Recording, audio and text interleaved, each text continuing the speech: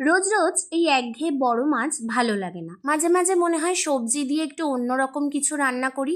এদিকে দুপুরবেলা খেতে বসলে মনে হয় আহারে একটু মাছ ভাত খেলাম না। তাই আজকে একটা অন্যরকম রান্না করেছি। So hello everyone, welcome to my another video. আজকে করেছি দুধ পটল, এতে আমি অ্যাড করেছি চিংড়ি মাছ। চলো ভিডিওটা দেখে নেওয়া যাক। দুধ পটল বানানোর জন্য যা যা ইনগ্রিডিয়েন্টস লাগবে সব কিছু একসাথে জোগাড় করে নিয়েছি।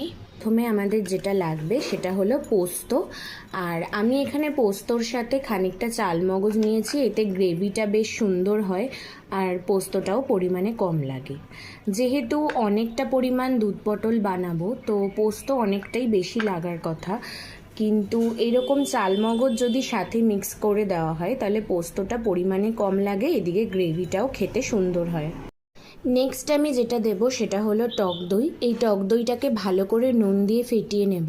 যদি এরকম টক দই ডিরেক্ট গ্রেভিতে দিয়ে দেওয়া হয় তাহলে দইটা কেটে যায়, দেখতেও গ্রেভিটা বাজে লাগে আর খেতেও কিন্তু ভালো লাগে না।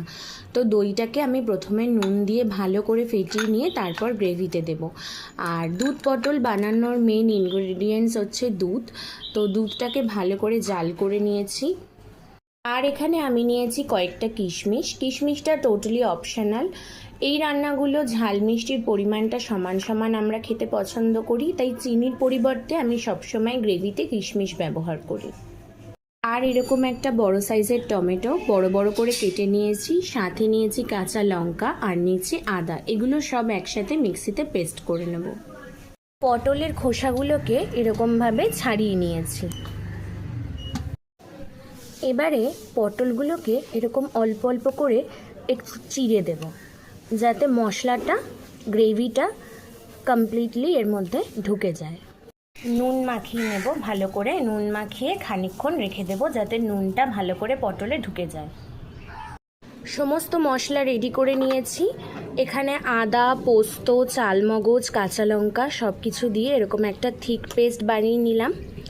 আচ্ছা, এখানে নিয়েছি টমেটোটা পেস্ট করে নিয়েছি খুব সুন্দর করে। সব কিছু জোগাড়জাতি করা হয়ে গেছে, এবার রান্নাটা শুরু করা যাক। এই রান্নাটা শুধু তো পটল দিয়েই হয়ে যায়, কিন্তু আমাদের আবার দুপুরবেলা একটু মাছের ছোঁয়া না থাকলে হয় না।